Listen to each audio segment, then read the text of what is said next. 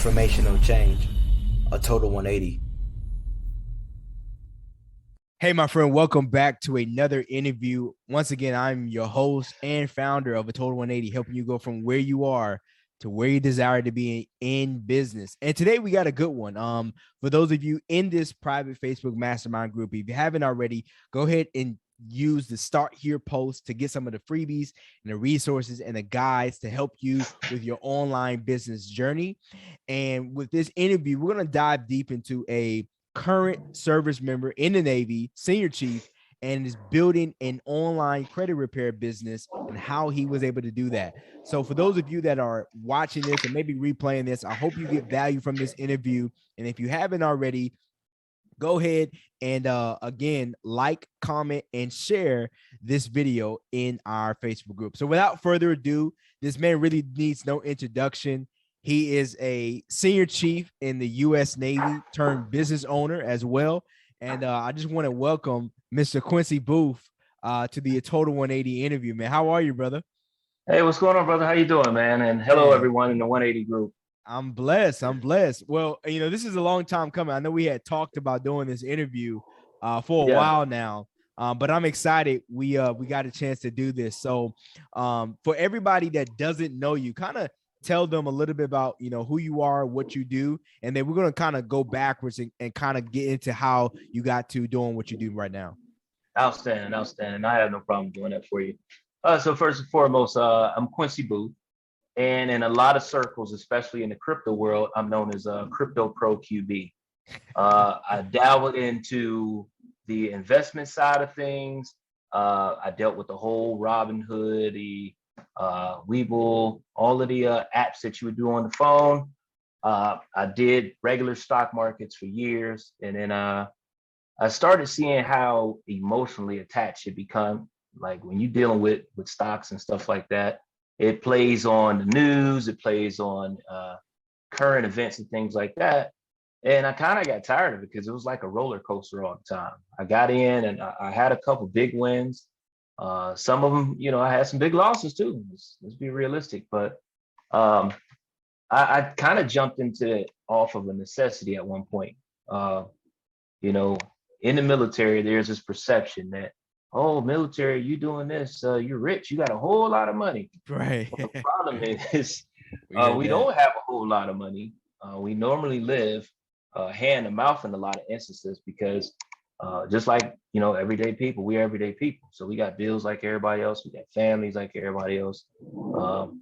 And you have to find a way to kind of deal with that. Me personally, married, had real 4 kids total, but 1 is grown, so I don't really worry about her too much. But wife and 3 kids, and it's like, look, off this paycheck that we get from the Navy, no, it's not going to cut it. If you want to be in a position in life to where you're comfortable, to where you can kind of go out and do things without a whole lot of worry about, okay, how's this bill going to come in? How am I going to pay for this? You have to find a way to produce multiple streams of income. It took some growth. It took some learning curve. It took some dedication. It took some growth. And ultimately, it kind of took a mentor to kind of change my mindset. And part of the process of anything successful starts with mindset. Right. That's the thing for me in the military. I've been in the military now 21 years. Next month, I'll be 22 years. And barring the results of these, the results coming out, hey, I may stay a little bit longer. Who knows? I'm focused on building outside of the Navy right now, because at the end of the day, everybody has a time where they're going to roll on to the next chapter in life. And I don't want to roll out unprepared. And honestly, after dedicating 20 plus years of my life to service, working for someone else, taking orders and kind of going, hey, you only got 5 days to hang out in Bahrain or Dubai or, Spain or whatever. And I have so many, limitations and restrictions. I would rather do that on my own time without the restrictions to be able to kind of do things that I want to do. Same thing with I love Caribbean cruises, right? But I do a 7-day cruise and we might hit 5 countries. but really only get to enjoy 2 of them because you might only be in one country like 5 hours before you got to be back on the boat. Right. So I'm looking towards the freedom aspect of it. And with freedom, with money comes more time. And that Definitely. time is what I value as my freedom to be able to kind of move how I want to move. So Right. I gear all of my businesses towards that. You mentioned the credit business. That is one of my newer ventures. Though I've been doing credit repair probably about 15 years, it was more or less, hey, I had a couple friends that wanted it done. I've always done my own. Like if there were certain big purchases, a couple of homes that I've purchased already, I know, 6, 7 months ahead of time, if I'm going to buy that house, I know how to maneuver. I know how to pay things at specific times. I know how to write letters to the bureaus and the secondary bureaus to make things kind of disappear from your credit to ensure that your score boosts up 40, 50, 60 points, however you need to boost it right before I make those massive purchases. So I figured I can help myself in the process, continue to improve my credit. And we need credit for everything. Every aspect of our life depends on how credit worthy we are. Good jobs, our security clearances. You know that very well by being, in the military. You have one of the highest clearances you can have, right? Right. Absolutely. And it's great that you pointed out because, for a lot of people that are listening and watching this, they don't understand that freedom is actually a paradox. It's actually very expensive, right? Absolutely. We oftentimes, talk about in the military about sacrifice. And it's very hard to be able to sacrifice things that you desire to do because you have to ask permission and put in a special request sheet. For those of us that do know and understand what that is, Yeah. we always know we have to route it up the chain, right? Before Absolutely. we can go do this or that. So kind of tell everybody a little bit about your background, like why did you want to join the military when you did, and what was the decision behind that? Was it the Navy? Was it other branches, and kind of why you joined the military as a whole? So even me joining the military was kind of like, it was a bit of a journey. I've never had any intention on joining the military. It wasn't a thought of mine at all growing up.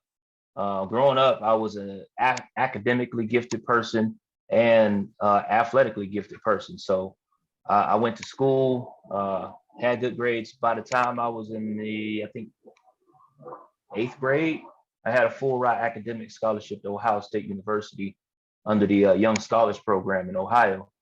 I'm from Youngstown, Ohio, South Side. It was a bit of a rougher area. And, I faced the same adversities that any inner city kid would face when you're high crime area, high drug area. But I had good parents that kind of, try to guide us away from that, kept us in sports, football, basketball, track.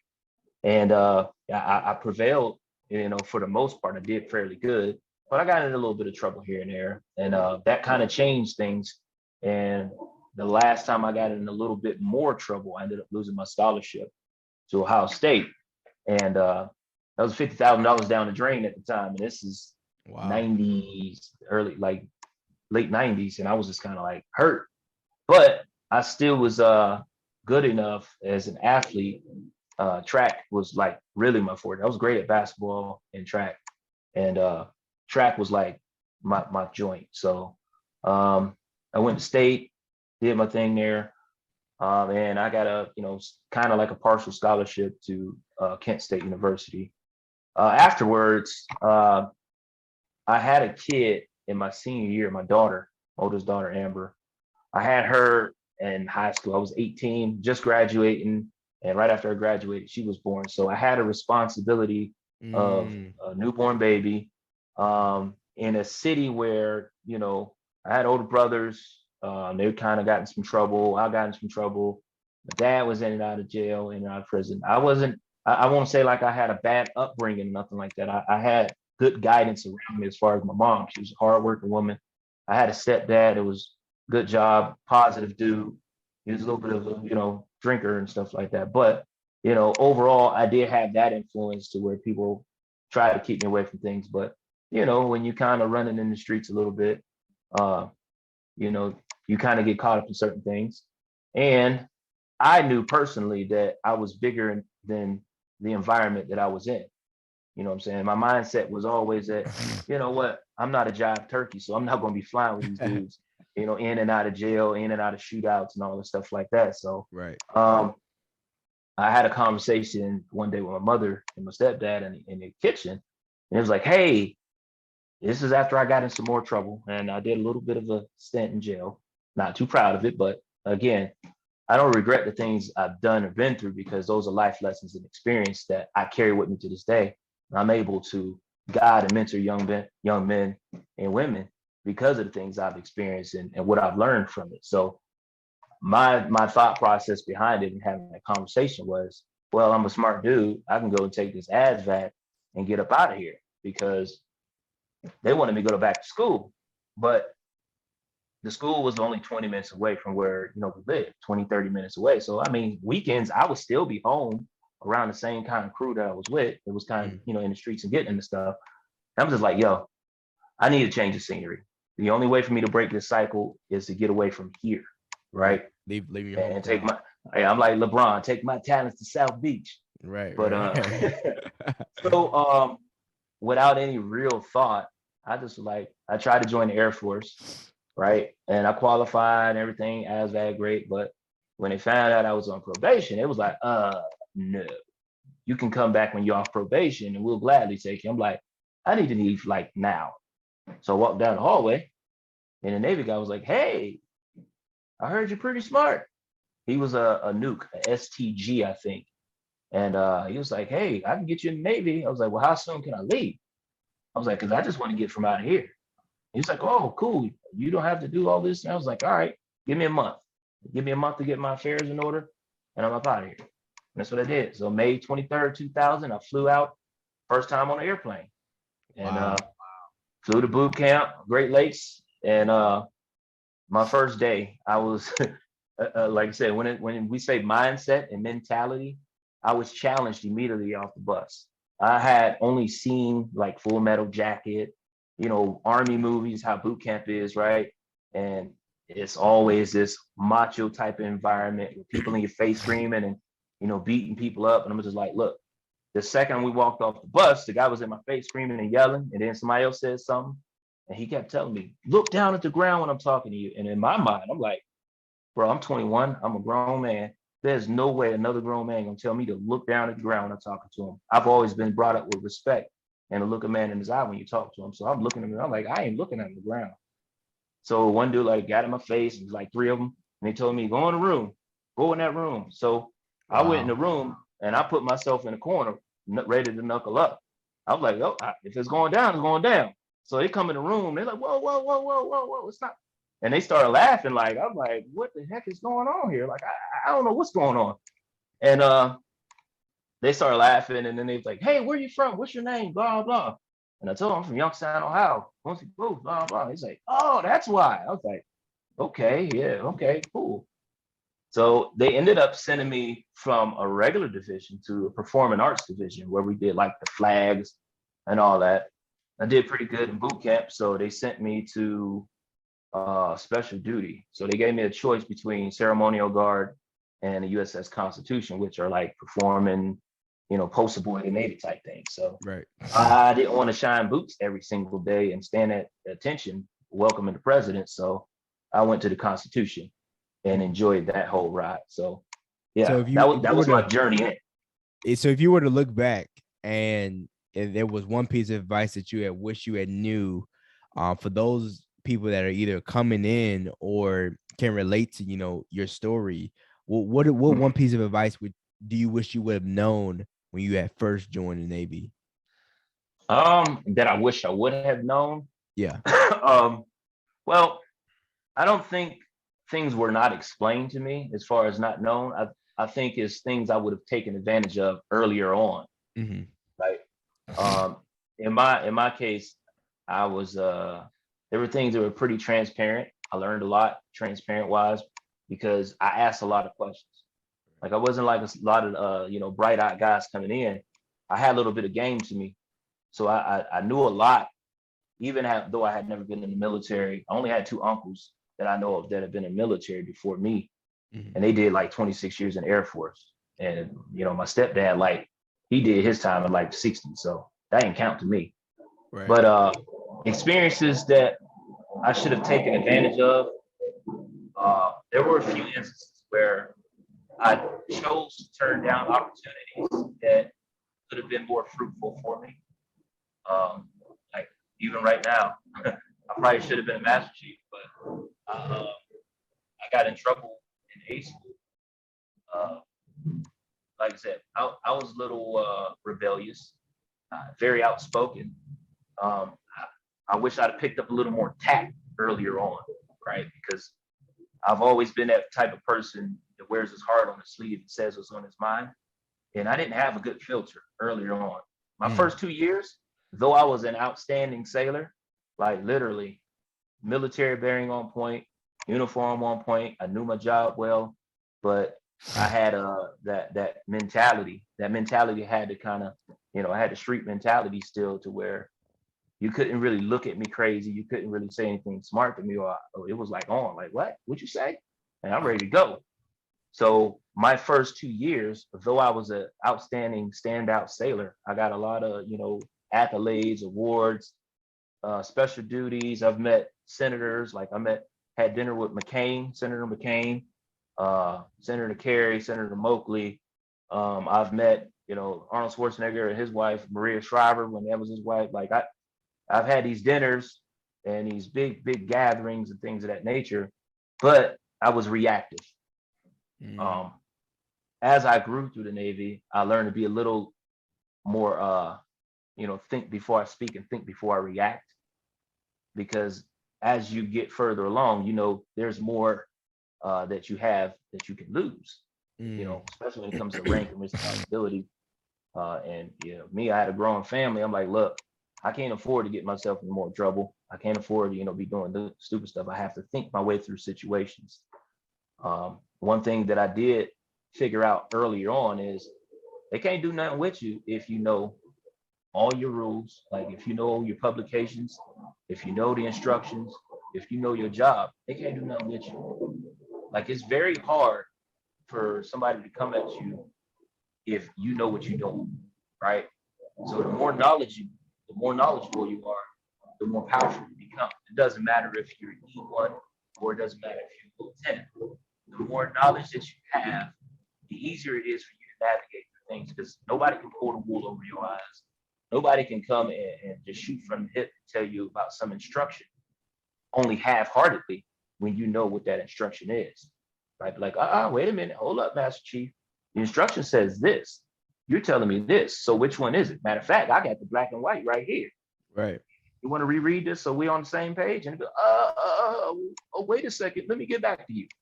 Right? So nobody can pull stuff over on you when you know those instructions or when you know the publication, because hey man, we live and die by it, especially with naval aviation. Right. Knowing that black and white gonna save you in the long run. So absolutely. You've been in 21 going on 22 years. What kind of made you or had you think, it's time for me to start diversifying my options, and kind of how did you get into what you do now with the credit repair / crypto? What was the turning point or the breaking point where you wanted to look out for other opportunities aside from what the Navy was providing? Well, I consider myself a serial entrepreneur anyway. Throughout the years, even prior to this, I've dabbled in all likes of online business. I have my own registered brand on Amazon called OPSEC, believe it or not. So for those who don't know OPSEC, that's operational security. I had a spin on it though, because it was basically screen protectors for cell phones, cell phone cases, military grade, what they call them. And it was like that brand started blowing up. I was doing this out of the house, and I got it to the point when I was probably pulling about 4,000 or 5,000 a month doing that. It just became so tasking, and then I went on deployment, and it just kind of fell by the wayside because at the time the wife wasn't really involved in it, and it's just one of the things. Like I have a bad habit of learning things and learning how to do things and mastering them.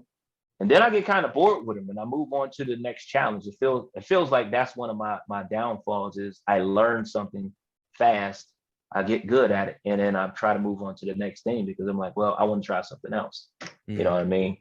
I believe if I'd have stuck with that and let that grow a little bit more, I could have really turned that into another, $10,000, $20,000 a month opportunity. Right. But, again, it's still a skill set that I've acquired. And if I want to dabble back into it, it's easy to pick back up because I already kind of know the ins and outs of it. And now I got more money to play with. I can outsource a lot of this and it won't fall solely on my shoulders to do it when I can just outsource a lot of the work and just take my, 50, 60% of the profit and call it good. So again, leveraging my time and instead of, my body, just leveraging the money to take care of everything else. Right. Go ahead. I'm sorry. Yeah, no, I was just saying, leverage is important for, those people that are building and, kind of scaling, online business, especially considering that, the most important thing you can leverage is your time.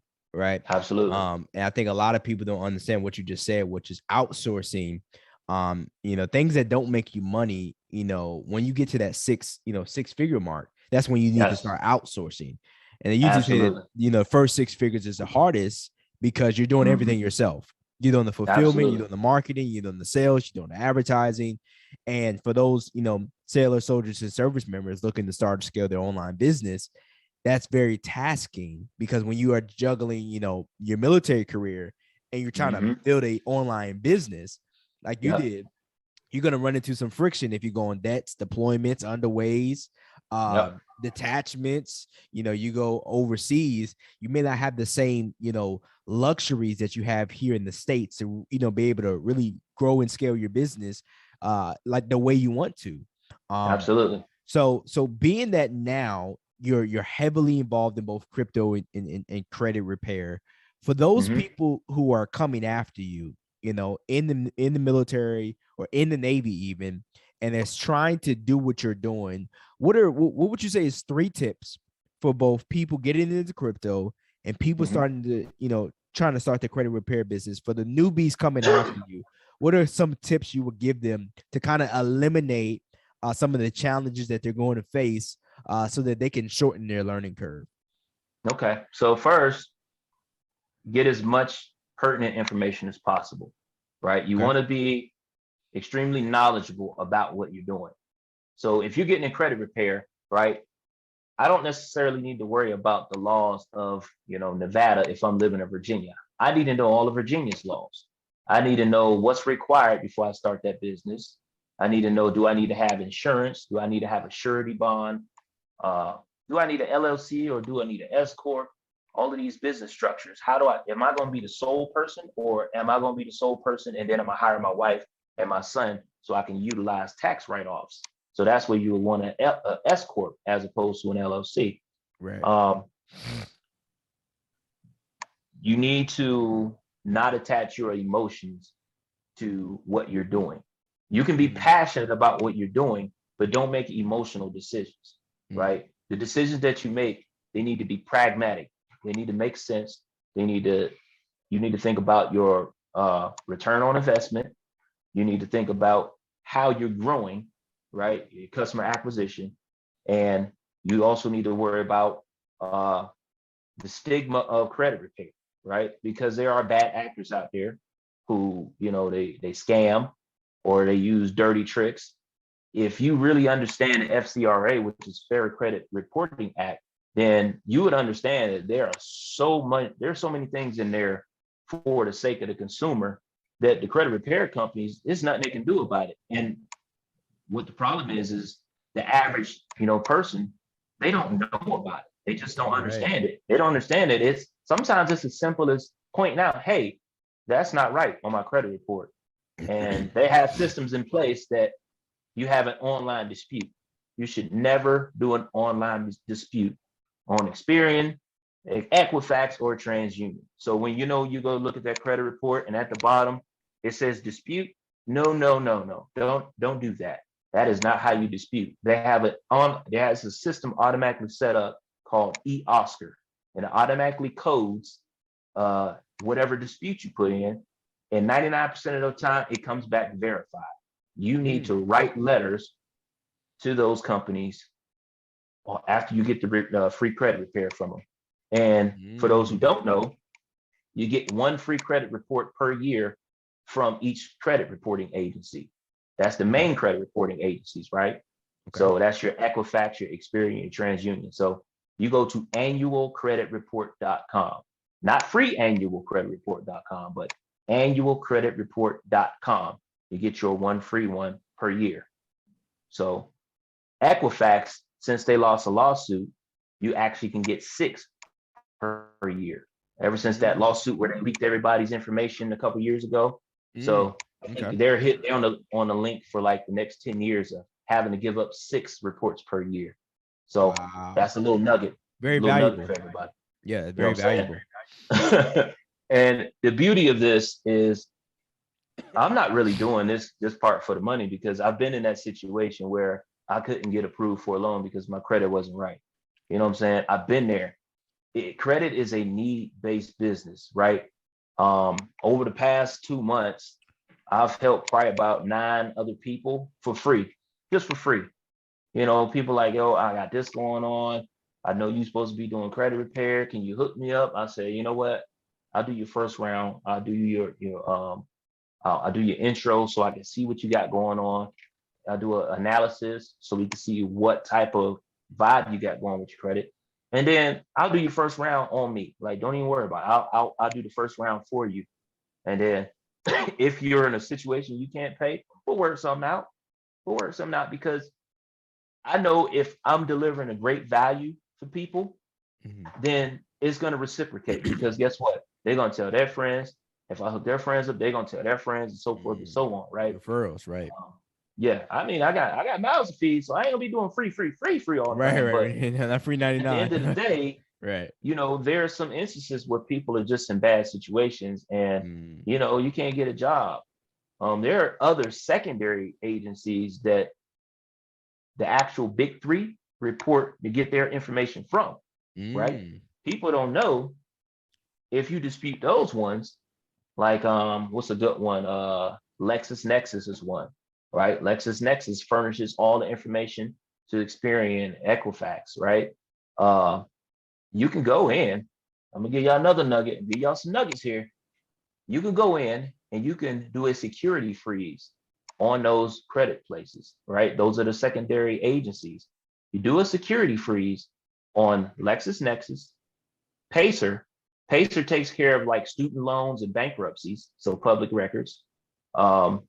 LexisNexis, Pacer, ARS, which is Advanced Resolution Services or something like that. And it's another one I can't think of that right off the top of my head right now. But you can go in and do a security freeze, right? Do a security freeze, give it a couple days, and this works probably about a good 80% of the time. Then you go in and you write your letters to the big 3 companies, Equifax, TransUnion, Experian. You write and you dispute whatever's on your credit report, right?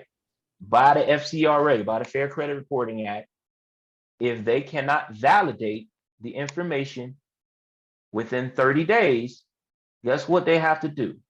They have to remove it from your credit report. Who do you think validates that collection or that thing on your credit report is valid? Those secondary furnishers, the ones I named, LexisNexis, SageStream, Pacer, ARS. Those are the ones who do the so-called validating to the big 3. So guess what? If my security thing is frozen, right? If it's frozen, they can't access it. So if they can't access it, how is it possible that they can validate it, right?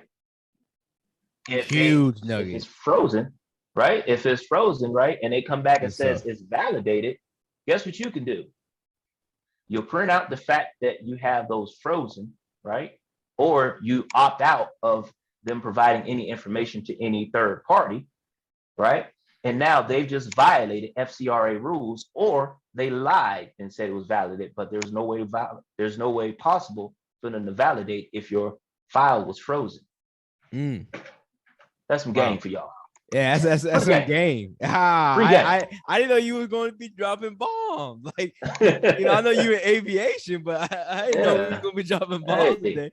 Okay. I'm an AE, aviation electrician. So we call it aviation everything. Yeah. So before we wrap up this interview, so many nuggets. I'm sure we could probably go for hours on nuggets. If someone is curious about, wanting to work with you and they say, you know what, I really want to get my credit right. I'm trying to repair my credit. I did some damages to it. Maybe they had a little bit too much fun with their military star card. Seamen's and junior sailors, getting that military star card, running it up, and making the mistake of making ill-advised purchases and not really having someone there to tell them like, hey, I wouldn't buy it. Something I learned, I'll give a nugget as well, is if you can't buy it twice in cash, you can't afford it. Don't buy it. Absolutely. Right? That's an age-old thing right there. That's an age-old thing. And for me, my biggest thing was sneakers. Coming up and, being in the military in the early years, sneakers. But if someone would have told me some of the stuff that you're telling me, I would have probably, made that adjustment a little bit earlier to start really getting on my credit. And then it wasn't until I think my second or third year in the Navy when I really started, understanding credit. I got my credit into the high 700s. And, now like you're doing, you're putting people on game. So back to the question I asked, if someone wants to work with you and help, kind of have you help them with their credit, how can they find you? Where are you located online, and how can they get a hold of you? So I'm in the process of building that actual credit website out, but what was it? I think I got my easy passive income website up, but for the time being, you can just inbox me on Facebook under Quincy Booth, or my email is qbooth1@gmail.com. Just put attention to Crypto Pro QB. And one more nugget too. A lot of the it's a big misconception about cryptocurrency, right? We see a lot of rug pulls. We see a lot of different crazy things that happen in crypto. It's up and down, just like stock market. Most people are like, oh, I'm gonna buy a Dogecoin, or I'm gonna go buy this, whatever coin is popular. There are thousands and thousands and thousands of coins out there, right? There are also DeFi projects, which is decentralized finance. There's also smart contracts out there. But NFTs and the metaverse is becoming extremely huge as well. The majority of projects that I actually dabble in now pretty much solely operate off passive income, right? Like one in particular, Hyperverse. We just did an update on I think the 8th of April. They just did a huge update. So now what they do is they don't call it an investment, it's a membership, right? They pay you in rewards. The rewards are crypto. So I have my crypto wallet and I get paid in the rewards. And what I do with those rewards is I cash them out. So perfect example, small membership starting is 400 USDT, which is what they call a stable coin. One USDT coin is worth $1, right? So 400 USDT buys you one package in Hyperverse, the beginning package. They match you times 4. So you spend your 400, they turn it into 1,600, and they pay it out to you over 0.3% a day until it's all paid out. Now that you can rebuy every 125 U that you earn. So I started, it used to be called Hyperfund, and then they rebranded since they are dabbling into the Hyperverse. I started with them February the 3rd of 2021, the exact date. I started with 300, where it used to be 3 times until a week and some change ago, to 2 weeks ago. It used to be 3 times your membership. Now it's 4. But I started February 3rd, 2021. From that date to the 28th of March of 2021, I put in $4,100, right? Today, I didn't put another dime out of my own pocket, right? I've since taken out probably about 10,000 personally, and my current balance today is almost 88,000 in that account, just that one Hyperverse account. So all I do is log in once a day. I verify that I'm able to buy my rewards. And right now it went down a little bit. So I'm only getting like $93 or $94 a day off of that. I was making about 160 something a day. But you know, the percentage went down from 0.5% to 0.3% daily. I lost about 40% in daily rewards, but I'm still doing that 100% passive. So while I'm at work, it's continue. Like I'm sitting here on this call, I'm making money. It's doing what it's doing. And I have a bunch of other projects that are autopilot with the birth and the continual growth of AI technology. Trading in Forex, trading in crypto is becoming hands-off. And as long as you're not greedy, take something that takes you 0.5% a day, 3% a day, that becomes a huge significant number when you start compounding it, building up and letting it grow. Right. So put that nugget in there. So if anybody wants to learn about that, I also can kind of share and put you on with that as well. Awesome. And then before we wrap up, what last one piece of advice would you give people to get started with crypto or get started in credit repair? What one sound piece of advice would you give people who are trying to do something similar to you? Be willing to put the work in. A lot of people have great ideas, but bad execution, right? Or no execution, you know what I'm saying? So there's a lot of people out here talk about, man, I can't wait to do this, or I'm gonna do this, or man, and they have a great idea. And there's a couple instances where I was supposed to team up with people and do, specific projects or smart contracts or whatever. And I would go out and right after the conversation, I would already start implementing my pieces of the pot of what I need to get done. Or I would go and start, whatever needs to be done. And, going back and forth 3 or 4 times, hey man, where you at with this? Did you do this? Oh man, I'm thinking about this. Or, oh man, I had to go. We went to the club this weekend. We popping bottles, man. I wait till next payday. But like, I ain't waiting. I told you what I was gonna do. This is what I'm doing. I'm not waiting for you. Straight up. You have to be dedicated. You have to be willing to put in the work. And it doesn't happen overnight.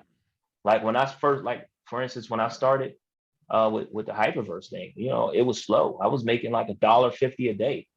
And it was like, man. And it's a few people that I work with currently. I put some folks into the game and they're like, man, I'm starting to see money coming in. Like, this is crazy. Like, I'm not doing anything.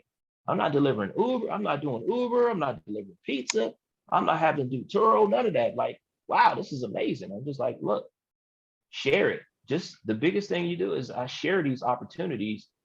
I'm not trying to sell nothing because I don't own it, right? That's the biggest thing. I don't own it. I'm not the boss. There's no boss. It's a smart contract. You know what I mean? Share it to provide opportunity to other people. If you provide value and opportunity to other people, those results and rewards will come to you, right?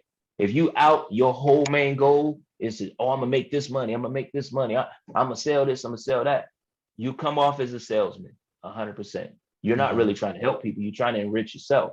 But if you genuinely give a damn about people and you want to see people win, you want to see people grow, you want to help change people's circumstances, hey, put a little bit of yourself into it, be selfless, and just provide the opportunity. Show people, like, look, man, I'm not selling you anything. I get paid regardless. My money is literally working for me. I don't need him to buy nothing. I don't need her to buy anything. Hey, I'm not asking 3 people to get referred in order for me to get paid. I don't got to do none of that pyramid stuff. I don't got to do none of that Cash App scam crap that people do. Yeah, it's everything crazy how much scams going on, man. It's just like, man, like, why are you guys falling for that stuff? Right? Yeah, the inbox is like, oh man, you give me 300, man. I'm gonna get you back 5 bands in 24 hours. Like, yeah, okay, cool story, bro. Hey, good luck with the feds, because I ain't the dummy. Right. Yeah, so just be hungry. Like, go at it like you really want it. That's the biggest piece of advice. If it's something that you want, be passionate about it. Don't get discouraged by the first failure, because the first failure is the first lesson, right? The more you learn, the more you grow, and the more you stay dedicated. If you believe in it, other people gonna believe it. If you half-heartedly in it and you don't, you just like, I'm just doing this little thing. All right, you already done lost the battle because you're doing this little thing. Don't let other people devalue what you're doing either. You still doing your little trade stuff? Bye. I ain't got time for you. I Bye, don't run with, Felicia. run with folks. Right. Yeah, I don't run with folks like that. If you're Yeah. not around me positive, surround yourself with positive people, Right. positive vibes. Surround yourself with people that want to win, and surround yourself with people that's doing better than you. Sometimes, like you don't have to just interject yourself into their circle. But if you have like-minded people, and especially some successful people, hey, a lot of this is not reinventing the wheel. A lot of this is, hey, this is game that they learn. You just need to tap into that game and figure, hey, man, put your pride aside. Hey, bro, I see you doing this. I see you doing that, man. Hey, can you give me an idea where I need to start? You can put me on. You'll be amazed at how many people open up to you and give you game and give you ideas and give you some guidance and put you in the right direction. Like they may not give you all because some people have been doing it 10, 15, 20 years. Right. And it took them a long time to get there. But hey, they might be like, hey man, I'm gonna give you these few nuggets. After that, you know what I'm saying? I can't do nothing for you, but this is where I'm gonna start you. And then you just dive in and learn. Dive in and learn more as much as you can. I can't thank you enough for all the value and nuggets that you were able to share tonight, because a lot of people who are listening or watching this or maybe replaying this, I hope you took notes. I know I did. I know I had my phone and I was definitely taking some notes over here because it's good stuff. A lot of people are not teaching people this game. So I do appreciate you. And I really look forward to seeing how that's going to grow here within the next 6 months. To add on to what you just said, a lot of people don't realize, but having an elevated way of thinking will elevate others, right? Absolutely. And elevating your circle also means, elevating your circle of influence, right? Not only who is influencing you, but who are you influencing, right?